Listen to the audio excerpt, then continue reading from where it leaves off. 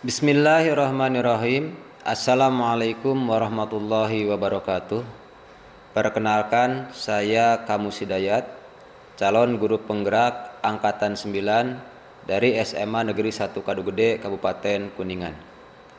Pada video kali ini, saya akan menyampaikan demonstrasi kontekstual terkait filosofi pendidikan menurut Ki Hajar Dewantara. Makna pengajaran dan pendidikan. Ki Hajar Dewantara membedakan kata pendidikan dan pengajaran dalam memahami arti dan tujuan pendidikan. Pendidikan dan pengajaran adalah hal yang tidak dapat dipisahkan. Pengajaran menjadi bagian dari proses pendidikan. Pengajaran adalah bagian dari proses pendidikan yang bertujuan memberikan ilmu yang bermanfaat untuk keterampilan hidup anak, baik secara lahir maupun batin. Sementara itu, pendidikan adalah proses menuntun kodrat anak agar menjadi manusia yang mencapai keselamatan dan kebahagiaan setinggi-tingginya, baik sebagai seorang manusia maupun sebagai anggota masyarakat. Tujuan pengajaran dan pendidikan. Menurut Ki Hajar Dewantara, pengajaran dan pendidikan dilaksanakan untuk mempersiapkan anak-anak agar bisa memiliki bekal untuk hidup di masyarakat maupun hidup berbudaya dalam arti seluas-luasnya. Selain itu, pengajaran dan pendidikan memiliki maksud untuk mewujudkan manusia yang merdeka. Manusia yang merdeka adalah manusia yang hidupnya lahir atau batin tidak tergantung pada orang lain. Dengan kata lain, pendidikan menjadikan manusia yang merdeka adalah manusia yang bisa bersandar atas kekuatan sendiri.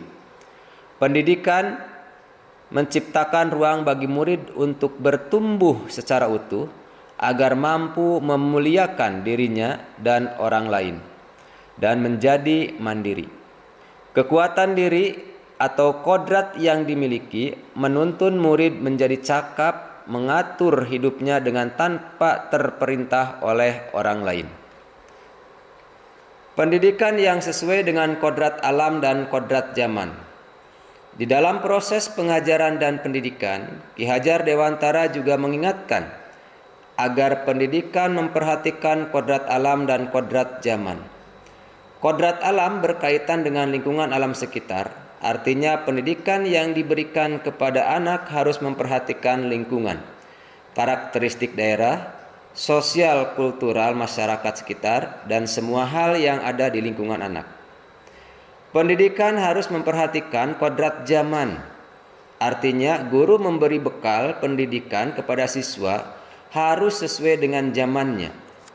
Dengan memperhatikan kodrat zaman, siswa akan menjadi manusia merdeka yang siap dengan tuntunan zaman. Oleh sebab itu, pendidik itu hanya dapat menuntun tumbuh atau hidupnya kekuatan kodrat yang ada pada anak-anak, agar dapat memperbaiki lakunya hidup dan tumbuhnya kekuatan kodrat anak. Dalam menuntun laku dan pertumbuhan kodrat anak, Ki Hajar Dewantara mengibaratkan peran pendidik seperti seorang petani atau tukang kebun. Anak-anak itu seperti biji tumbuhan yang disemai dan ditanam oleh petani atau pak tukang kebun di lahan yang telah disediakan. Anak-anak itu bagaikan bulir-bulir jagung yang ditanam. Bila biji jagung ditempatkan di tanah yang subur, dengan mendapatkan sinar matahari dan pengairan yang baik, maka meskipun biji jagung adalah bibit jagung yang kurang baik atau kurang berkualitas, dapat tumbuh dengan baik karena perhatian dan perawatan dari petani tersebut. Demikian sebaliknya, meskipun biji jagung yang disemai adalah bibit berkualitas baik, namun tumbuh di lahan yang gersang dan tidak mendapatkan pengairan dan cahaya matahari serta tangan dingin dari petani, maka biji jagung itu mungkin tumbuh namun tidak akan optimal. Relevansi pemikiran Ki Hajar Dewantara dengan konteks pendidikan di Indonesia. Ki Hajar Dewantara menjelaskan bahwa dasar pendidikan anak berhubungan dengan kodrat alam dan kodrat zaman. Pemikiran Ki Hajar Dewantara di bidang pendidikan sangat relevan untuk diterapkan di Indonesia. Misalnya jika konsep Ki Hajar Dewantara tentang kodrat alam dan kodrat zaman diterapkan oleh setiap guru, maka siswa akan mendapatkan pengalaman pembelajaran yang bermakna. Siswa akan mudah paham karena hal yang dipelajari berhubungan langsung dengan hal-hal di sekitar mereka. Konsep yang abstrak pun akan mudah dipahami oleh siswa. Selain itu, dengan memperhatikan kodrat zaman, siswa mendapatkan manfaat yang bisa mereka aplikasikan secara nyata, sesuai dengan perkembangan zaman. Bila melihat dari kodrat zaman, pendidikan saat ini menekankan pada kemampuan anak untuk memiliki keterampilan abad 21. Misalnya, pembelajaran yang memadukan teknologi, siswa bisa menggunakan gawai atau HP-nya dalam menghasilkan produk-produk pembelajaran. Sistem among yang dicetuskan oleh Ki Hajar Dewantara yaitu Ingarso Sung Tulodo, yaitu di depan memberi contoh, Ing Madyo Mangun Karso di tengah membangun kemauan, Tutwuri Handayani di belakang memberi dorongan. Ini sangat relevan untuk diterapkan di Indonesia. Sistem among sangat cocok dengan cara berpikir dan budaya masyarakat Indonesia secara umum. Terkait dengan relevansi tadi, maka tugas guru sebagai pendidik yaitu menerapkan ide atau gagasan pendidikan sesuai dengan pemikiran Ki Hajar Dewantara. Yang kedua, memahami alasan yang kontekstual mengenai penerapan ide atau gagasan sesuai dengan pemikiran Ki Hajar Dewantara. Yang ketiga, mendemonstrasikan hasil penerapan ide, gagasan terkait pemikiran Ki Hajar Dewantara secara kontekstual di dalam pembelajaran. Dan yang keempat, menghadapi tantangan dan mampu mencari solusi penerapan pemikiran Ki Hajar Dewantara sesuai dengan konteks kelas dan sekolah. Salah satu gagasan yang kontekstual dengan pemikiran Ki Hajar Dewantara dalam pembelajaran adalah merdeka belajar. Inti merdeka belajar adalah belajar yang leluasa, kemerdekaan berpikir bagi siswa dan guru. Merdeka belajar mendorong terbentuknya karakter jiwa merdeka, di mana guru dan siswa dapat secara leluasa dan menyenangkan mengeksplorasi pengetahuan, sikap, dan keterampilan dari lingkungan. Karena itu, keberadaan merdeka belajar sangat relevan dengan kebutuhan siswa dan tuntutan pendidikan abad 21.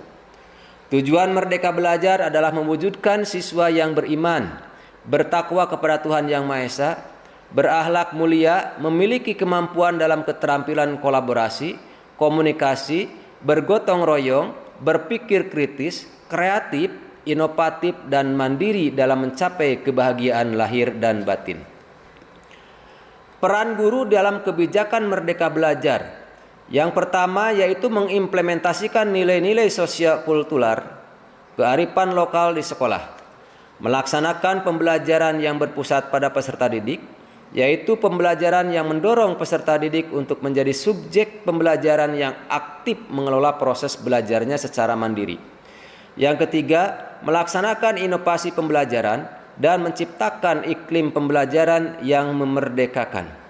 Yang keempat, meningkatkan kompetensi guru dengan mengikuti berbagai pelatihan dan pendidikan, seperti salah satunya guru penggerak yang dapat menjalankan perannya sebagai penggerak komunitas belajar bagi para guru di sekolah, sebagai fasilitator praktik mengajar untuk para guru, sebagai pendorong dan fasilitator kepemimpinan bagi para peserta didik, berdiskusi dan bekerja sama dengan rekan-rekan guru dan berbagai pihak dalam meningkatkan mutu pembelajaran, sebagai pemimpin pembelajaran yang memfasilitasi kebaikan komunikasi pendidikan.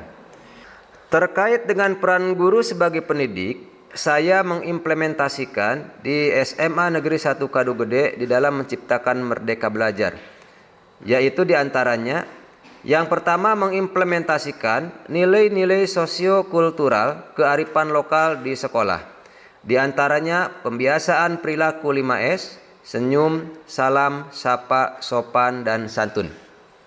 pembiasaan Jumat berseri, bersih, sehat, dan religius, bimbingan ekstrakurikuler, bimbingan literasi yang dikemas di dalam program sekolah Masagi dan 7 harkat, lomba kebersihan di dalam mempertahankan sekolah sehat dan sekolah adiwiyata mandiri, permainan dan budaya kearifan lokal, dan melaksanakan pembelajaran proyek yang diakhiri dengan kegiatan panen karya.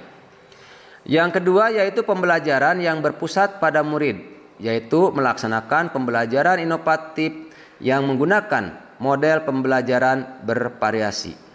Dan yang ketiga yaitu mengikuti berbagai pendidikan dan pelatihan serta melakukan pengimbasan kepada teman sejawat. Dengan tujuan untuk menuntun dan mengarahkan peserta didik sesuai bakat dan minat peserta didik serta pembelajaran yang menyesuaikan dengan kodrat alam dan kodrat zaman. Demikianlah yang dapat kami sampaikan. Terima kasih. Salam bahagia. Tergerak, bergerak, dan menggerakkan. Wassalamualaikum warahmatullahi wabarakatuh.